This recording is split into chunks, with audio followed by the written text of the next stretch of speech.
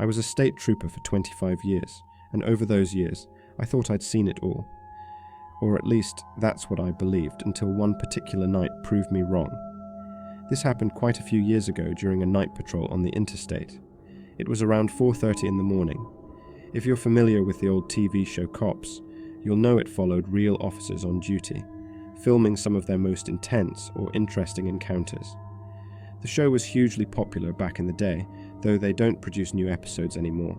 At the time, I was lucky enough to be featured on a few episodes. I didn't appear often, but I still thought it was pretty cool. On this particular night, I had one of the show's cameramen riding with me. His name was Joe, down-to-earth guy, easy to talk to. Normally, I'd park my cruiser partially hidden behind bushes to catch speeders off guard. But at that hour, I didn't bother with stealth. We were just cruising along when I decided to check out an abandoned gas station off the interstate. It had become a regular stop on my patrols because it was known for drug activity, especially late at night. There were a few other abandoned buildings in the area too, places that tended to attract the wrong kind of attention. As we neared the exit to the gas station, Joe readied the camera and started filming. Even before we pulled into the lot, we could both see a flashlight flickering inside the building. I parked the car and watched the light moving around. My first thought was a drug deal, but something felt off. There weren't any other vehicles nearby, and I only saw one flashlight. Normally, you'd expect at least 2 people in that kind of situation. Still, I had to investigate. I got on the cruiser's loudspeaker and called out, "Police! Step outside with your hands up." As soon as I said that, the flashlight inside clicked off. Just like that, the building went completely silent. I got out of the cruiser and cautiously walked toward the front entrance.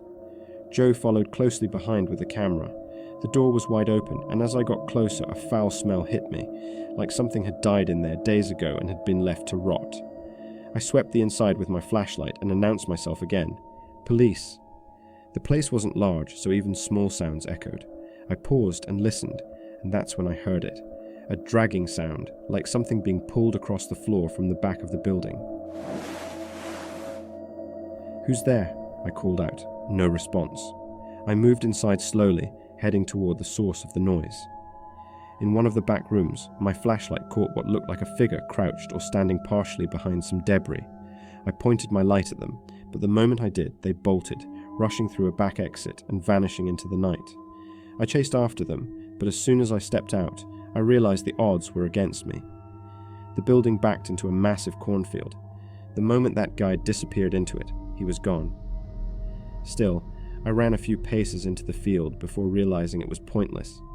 Frustrated and confused about why he ran, Joe and I returned to the building. What we discovered inside explained everything.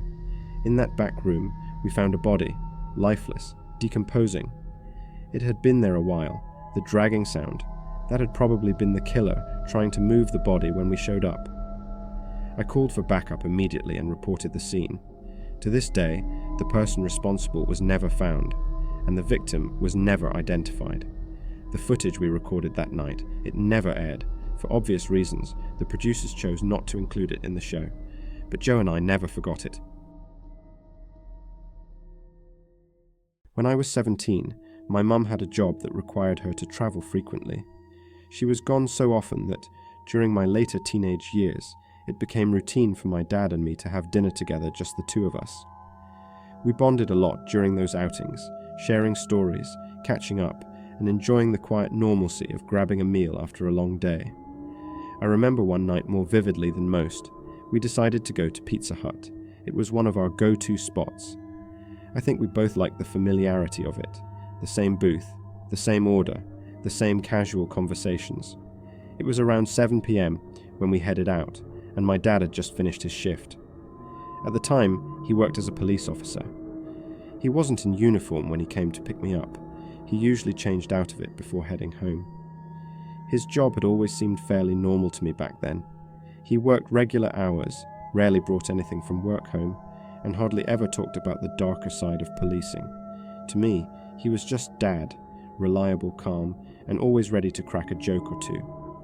We got to Pizza Hut, slid into our usual booth, and ordered our regular, a large pepperoni pan, pizza, garlic bread, and sodas. The staff knew us by name. It was one of those places where nothing ever changed, which made what happened that night feel all the more surreal. We spent about an hour there, eating and talking. I can't remember exactly what the conversation was about. Probably something dumb, like school gossip or a TV show we both liked. But I remember laughing. Everything felt completely normal, until it didn't. We got back into the car and began the short drive home.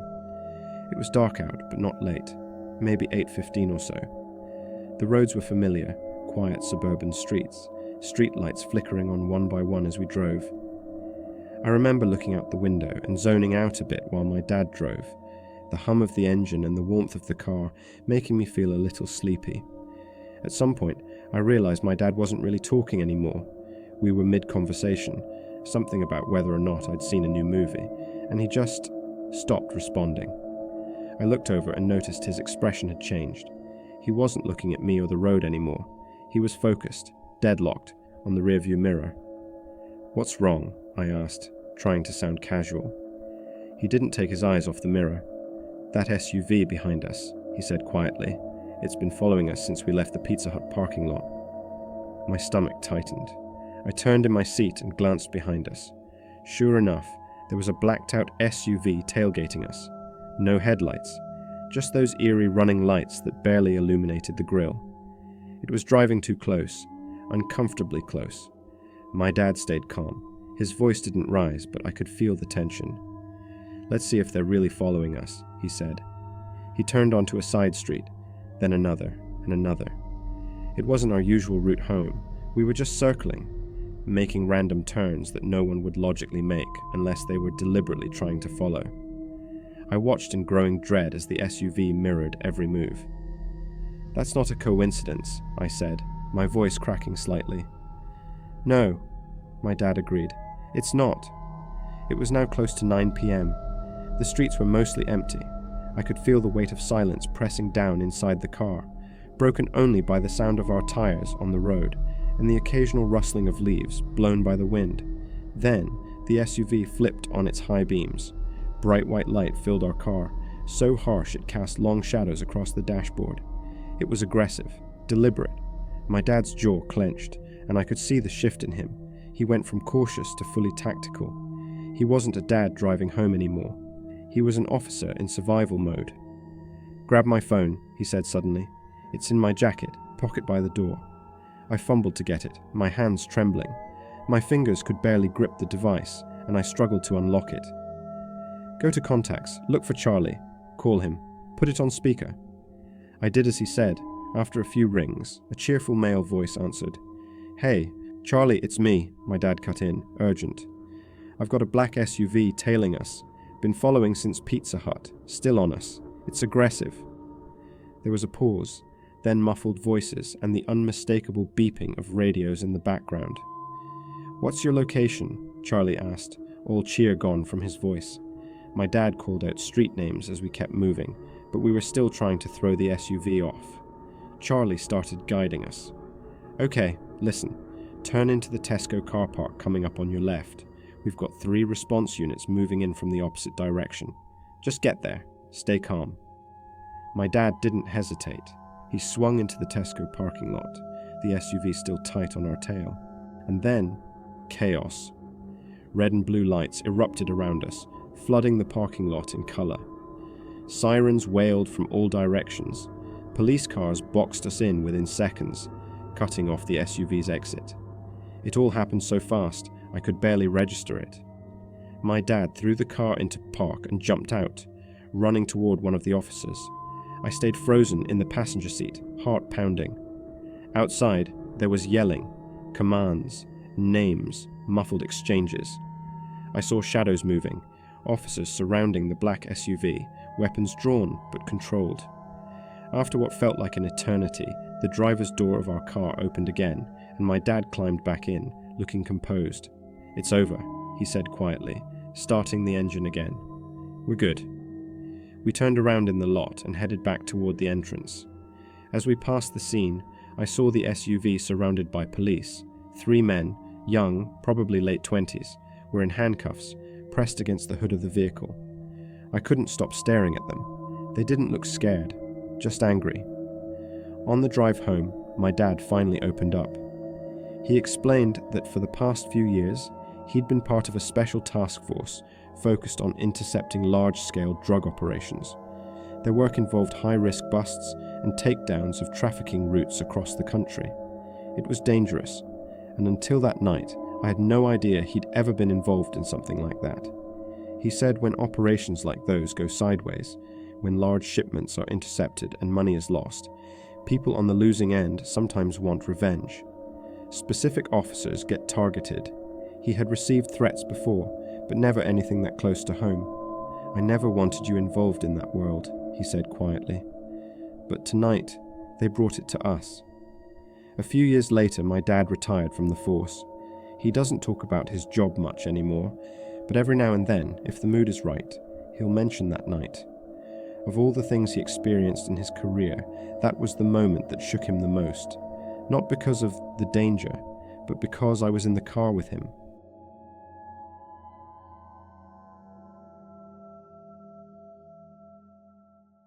I live in a small, peaceful town.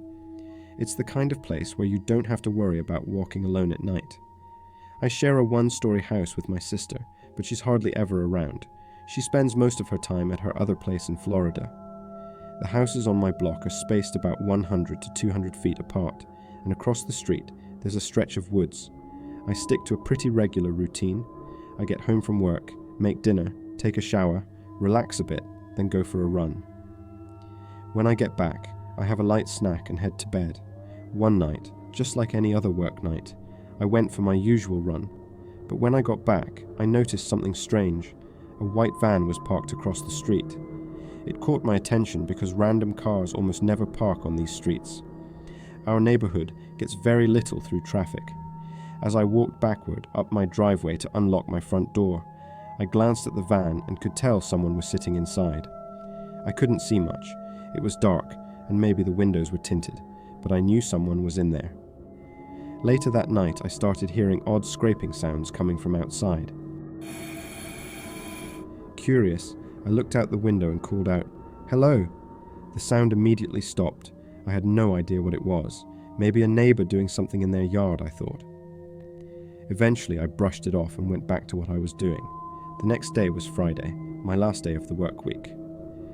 After I got home, I followed my usual schedule, though I went for my run a bit earlier than usual since I had plans with friends later. As I was jogging back, I half expected the van to be there again, but this time it was gone. That night, I went out with my friends to a comedy club and didn't get back until pretty late. I let myself into the house, locked the door, and got ready for bed quickly. I was exhausted. Once I turned off the bedside lamp and lay down, the house was silent. Silent enough for me to hear something strange. There were faint thumping and rustling sounds. It felt like they were coming from inside the walls. My house only has 2 bedrooms, it's not big, so it wasn't hard to pinpoint the sound. I pressed my ear against one of the walls, and sure enough, something was moving in there. I knocked on the wall and the noises stopped. That's when I started to worry. I figured it could be a rodent or maybe a raccoon. I walked into the living room, and as I passed by the window, I glanced outside, and there it was again. The white van was parked across the street. I opened my front door and stepped outside to get a better look. This time, I didn't see anyone inside the vehicle. 2 nights in a row. Something wasn't right. I walked barefoot along the side of my house, checking for any holes or damage where an animal might get in. That's when I noticed the crawl space door. It was cracked open, and the lock had been broken off. I hadn't looked at that door in weeks. I pulled it open a little more, but I didn't have my phone or a flashlight. All I could do was lean in and squint into the pitch-black crawl space. That's when I heard it, the soft scraping of small pebbles across the concrete floor. At first I thought maybe it was just an animal, until the sounds became more distinct, more intentional. It wasn't scurrying. It was slow, deliberate movement, footsteps. Then, just barely, I saw something, or someone, crouching and moving toward me. I slammed the crawlspace door shut and twisted the knob, but without a lock, it wouldn't hold. I ran back into the house and called the police. While on the phone, it hit me. The scraping sound I'd heard the night before. It had probably been someone moving around in that crawl space. When I looked out the window again, the van was gone. When the police arrived, I showed them the crawl space. It was pitch black, so we used flashlights to look inside. What we found was disturbing. In the far left corner of the crawl space, there were cut marks in the ceiling, as if someone had been trying to saw their way into the house. The only lead I could give the officers was the white van I'd seen parked outside, twice. Unfortunately, we don't have security cameras, and I never saw the person's face. They never came back, probably because I caught on to whatever they were planning. Whatever it was, it definitely wasn't something good.